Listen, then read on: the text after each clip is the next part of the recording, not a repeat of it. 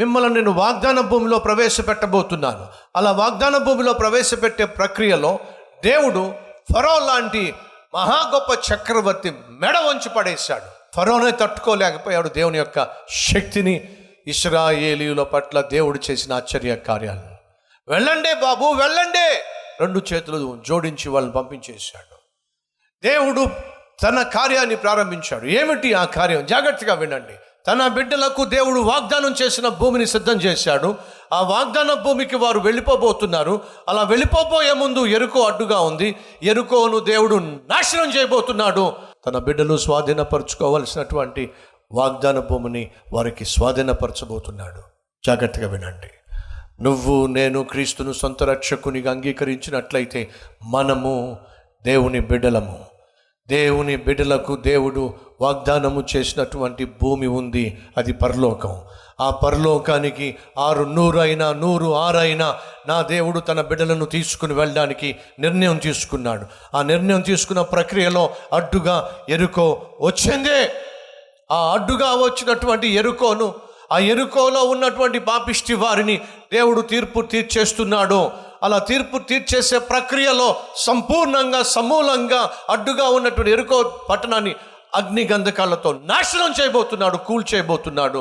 ఫలితంగా తన బిడ్డలను వాగ్దాన భూమిలో ప్రవేశపెట్టబోతున్నాడు. ఒకరోజు రాబోతుంది, అది ఎప్పుడు వస్తుందో తెలియదు. దేవుడు తాను తన బిడ్డలుగా ఉన్నటువంటి ప్రతి ఒక్కరికి వాగ్దానం చేసినటువంటి వాగ్దాన భూమికి వారిని తీసుకుని వెళ్ళబోతున్నాడు. అలా వెళ్ళబోతున్న సమయంలో ఏం చేస్తాడో తెలుసా? పాపిష్టి భూమిని, పాపంతో నిండిపోయిన మనిషిని సంపూర్ణంగా దేవుడు లయపరచబోతున్నాడు. 9వ వచనం, కొందరు ఆలస్యమని ఎంచుకున్నట్లు ప్రభు తన వాగ్దానమును గూర్చి ఆలస్యం చేయవాడు కాడు. కానీ ఎవడును నశింపవలని ఇచ్ఛించక అందరూ మారు మనసు పొందవలని కోరుచు. అందరూ మారు మనసు పొందాలే. సహోదరి వింటున్నావా? సహోదరుడు వింటున్నావా? నువ్వు మారు మనసు పొందాలి, నీ మనస్సు మారాలి, నువ్వు బాగుపడాలి.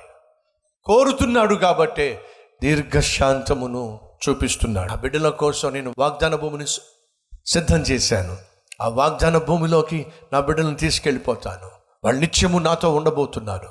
అదే సమయంలో యెరికో పాపిష్టి లోకానికి సాదృశ్యం, నాశనం చేసేస్తాను. వారి పాపము పండింది కనుక శిక్ష విధించి వారిని సమాధి చేసేస్తాను. అది ఎగ్జాక్ట్గా ఆ రోజు జరగబోతుంది. అదే ఎగ్జాక్ట్గా నేడు జరగబోతుంది. యెరికో పట్టణంలో పాపిష్టి వాడిగా నువ్వు నాశనం కావచ్చు, లేదా దేవుని బిడ్డగా మారి వాగ్దాన భూమిలో నువ్వు అడుగు పెట్టచ్చు. ఓ వేశ్య గమనించింది, నా పాపం పండింది, మా పాపం పండింది. మహా గొప్ప దేవుడు చేయాలనుకున్న కార్యాన్ని చేయబోతున్నాడు. ఎవ్వరూ కూడా ఆయన ఎదుట నిలబడలేరు.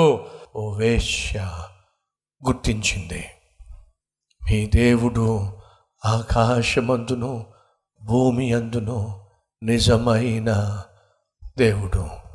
నేను ఏ దేవతను నమ్మానో, ఏ దేవతను విశ్వసించానో ఆ దేవత నన్ను వేశ్యగా మార్చేసింది.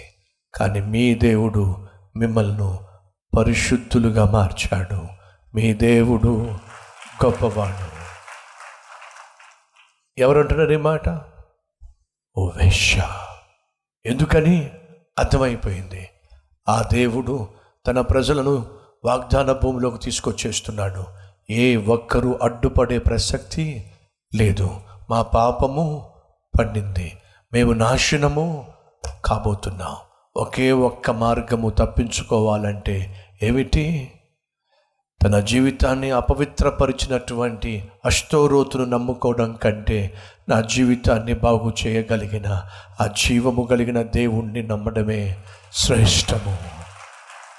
గమనించింది, గుర్తించింది, అంతేకాదండి ఆ దేవునికి తన జీవితాన్ని అప్పగించింది.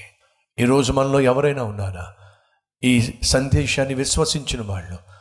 దేవుడు తన ప్రజలను వాగ్దాన భూమిలోకి తీసుకుని వెళ్ళబోతున్నాడు.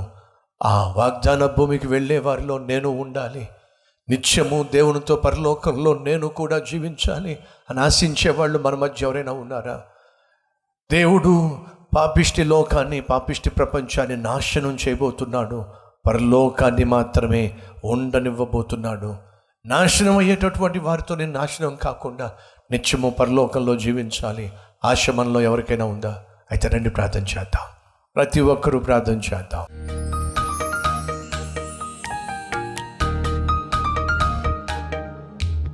మహాపరిశుద్ధుడు అయిన ప్రేమ కలిగిన తండ్రి, బహుసూటిగా స్పష్టంగా మాతో మాట్లాడినందుకు వందనాలు, స్తుతులు, స్తోత్రాలయ్యా. ఒక వేశ్య తను వేశ్య కావడానికి కారణం తన విశ్వాసం, తన నమ్మకం.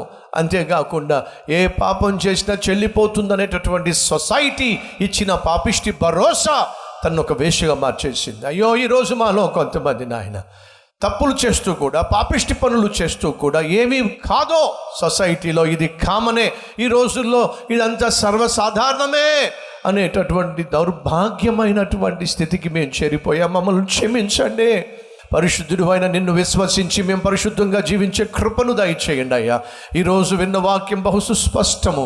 వాగ్దానం చేసినటువంటి నీవు వాగ్దాన భూమిలోనికి నీ బిడ్డలను తీసుకెళ్ళబోతున్నావు. వెళుతున్న సమయంలో యెరికో అనే లోకాన్ని నాశనం చేయబోతున్నావు. పాపము పండినప్పుడు నాయన ప్రతి ఒక్కరూ నీ శిక్షకు లోబడాల్సిందే. పాపము పండిన వేళ రాహాబు అనే వేశ్య నిన్ను దేవునిగా అంగీకరించింది.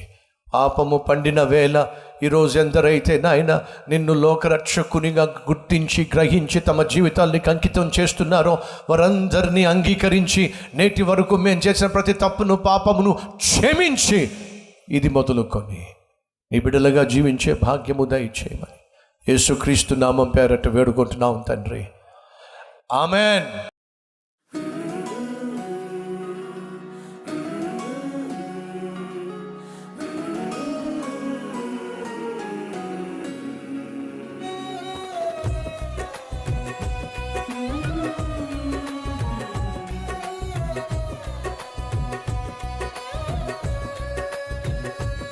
ఈ క్లుప్త డైలీ డివోషన్ మీకు ఆశీర్వాదకరంగా ఉంటే 10 మందికి షేర్ చేయండి, లైక్ చేయండి, అలాగే ఖచ్చితంగా కామెంట్ పెట్టండి. మళ్ళీ రేపు ఇదే సమయంలో మరొక అద్భుతమైన డైలీ డివోషన్తో మీ ముందుకు రాబోతున్నాను. అంతవరకు సెలవు.